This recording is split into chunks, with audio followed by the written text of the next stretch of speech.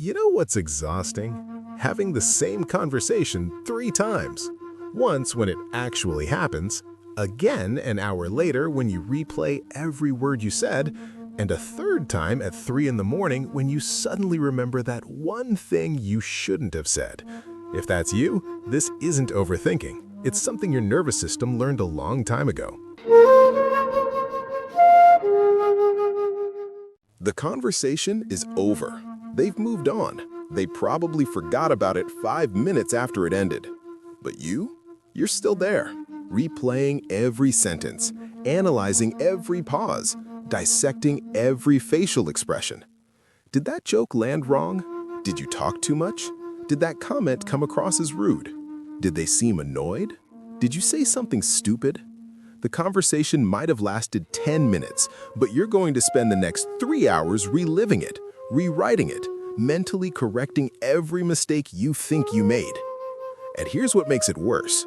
You know you're doing it. You're fully aware that this is irrational, that they're not lying awake analyzing your words the way you are, that this conversation probably meant nothing to them while it's consuming your entire evening. But knowing doesn't stop it. If anything, the awareness makes it more frustrating because now you're not just replaying the conversation, you're also judging yourself for replaying it. You're overthinking, and the loop just gets deeper. So what's actually happening here? Because if this were just about social anxiety or perfectionism, everyone with those traits would do this, but they don't. This specific pattern, this compulsive mental replay, reveals something deeper about how your brain processes social information. And more importantly, it reveals something about what you learned to fear. Psychologically, this is called post-event processing. It's when your mind continues to analyze a social situation long after it's ended. But it's not just analysis, it's a threat assessment. Your brain is scanning for evidence that you failed socially, that you said something wrong, that you damaged a relationship, that you're going to be rejected because of what happened in that conversation. And the reason your brain does this isn't random. It's because at some point, probably early, you learned that social mistakes had consequences you couldn't afford. Maybe you grew up in an environment where people's reactions to you were unpredictable, where saying the wrong thing meant anger or coldness or withdrawal of love. So you learned to become hypervigilant, to monitor every word, to read every expression, to analyze every interaction for signs of danger. Because if you could catch your mistakes early enough, if you could figure out what you did wrong, maybe you could fix it before the consequence came. Maybe you could prevent the rejection, the abandonment, the punishment. Or maybe it was more subtle than that. Maybe you just learned that your worth was tied to how others perceived you, that being liked meant being valuable, that social acceptance was survival. So every conversation became high stakes. Every interaction became a test you could pass or fail. And your brain developed this replay mechanism as a way to study for the test, to analyze what worked and what didn't, to prepare for the next interaction so you wouldn't make the same mistakes again. Here's where the neuroscience gets interesting. When you replay conversations, your brain's default mode network activates. That's the same network that's active during self-referential thinking and social cognition. But in people who compulsively replay conversations, this network shows hyperactivity. It's not just processing the interaction, it's over-processing it. Your brain is creating alternate versions of the conversation, imagining what you should have said, predicting how different words would have changed their response, running simulations of better outcomes. And this isn't productive planning, this is rumination. And rumination doesn't solve problems. It just exhausts you. There's also something called the spotlight effect at play.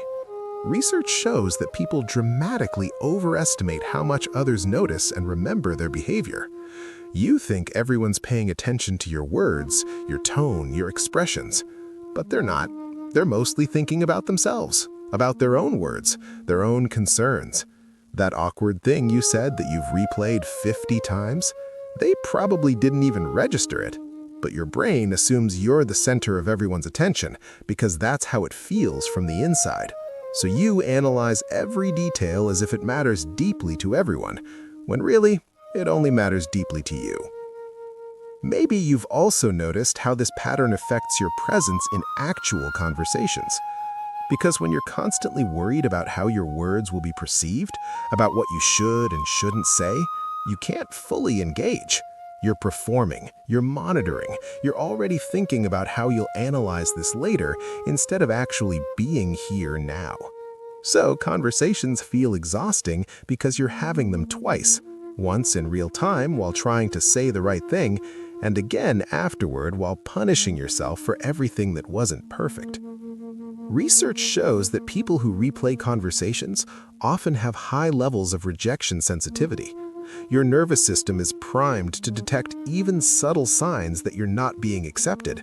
A slight change in tone, a moment of distraction, a delayed response. Your brain interprets these as evidence of rejection, even when they're completely neutral. So you replay the conversation looking for clues, trying to figure out what went wrong, trying to determine if the relationship is damaged, trying to assess how much you need to worry. But here's what's really happening. The replay isn't actually about the conversation. It's about control.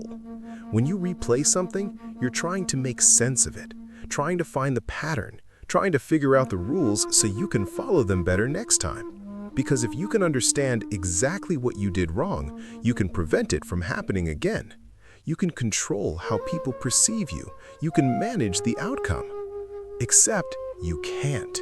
People's reactions aren't that predictable. Social dynamics aren't that simple. And the more you try to control it through analysis, the more anxious you become. There's also something called perfectionism at the core of this. Not the healthy kind that drives excellence, the maladaptive kind that makes you believe anything less than perfect is failure. You don't just want conversations to go well, you need them to be flawless. You need to have said exactly the right thing in exactly the right tone at exactly the right moment. And because that's impossible, because perfection in social interaction doesn't exist, you're constantly failing, constantly finding evidence that you weren't good enough, constantly replaying to identify your mistakes. Maybe you've noticed how this exhausts you in specific ways. Not just the mental energy of constant replay, but the emotional toll of never feeling good enough socially, of living with this sense that you're always one wrong word away from rejection, that you can't relax into relationships because you're too busy monitoring them, that you can't trust that people like you because you're convinced that if you slip up, if you're not perfectly calibrated at all times, they'll see who you really are and leave. Here's what needs to be understood. This pattern often develops in childhood among people who had to become emotional translators.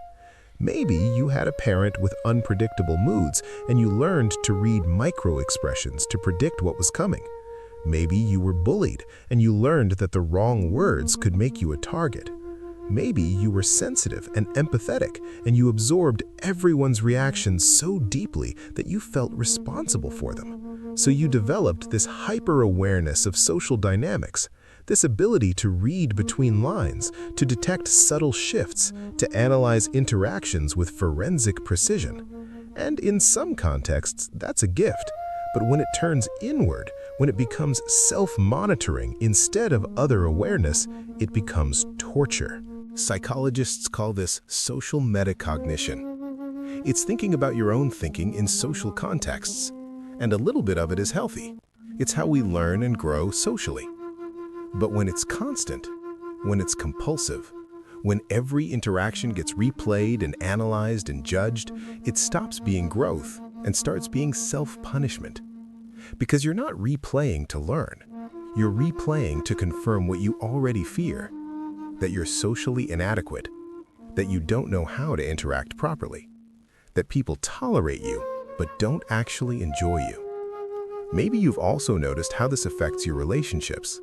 Because when you're constantly analyzing everything you say, you're also analyzing everything they say, looking for hidden meanings, reading into tone, creating narratives about what they really meant.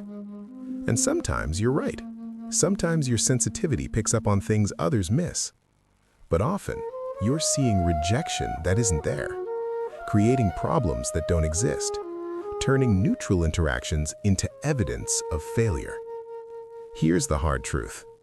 Most people aren't thinking about you as much as you think they are. That conversation you've replayed 40 times, they probably don't remember the details. That thing you said that you're convinced ruined everything, it probably didn't register as significant. That joke that fell flat, they've already forgotten it. And this isn't because they don't care about you. It's because people are generally absorbed in their own experience, their own worries, their own mental replays. They're not sitting around analyzing your words because they're too busy analyzing their own. But knowing this doesn't make it stop, because this pattern isn't rational. It's not a thought problem. It's a nervous system problem. Your brain is stuck in a hypervigilant state that was once adaptive and is now exhausting. It's scanning for threats that aren't there. It's trying to protect you from rejection by analyzing every possible way you could be rejected. And that analysis creates the very anxiety it's trying to prevent. So what does healing look like? Not stopping the replays completely, that's probably not realistic, but changing your relationship to them. Starting to recognize when you're replaying, noticing the pattern without judgment, asking yourself, is this replay actually useful? Am I learning something? Or am I just punishing myself? And most of the time, it's punishment. Most of the time, you're not gaining new information. You're just running the same self-critical narrative on loop. It means practicing what psychologists call cognitive diffusion. That's the ability to observe your thoughts without getting tangled in them. So when the replay starts, instead of diving in, you notice it. Oh, I'm replaying that conversation again.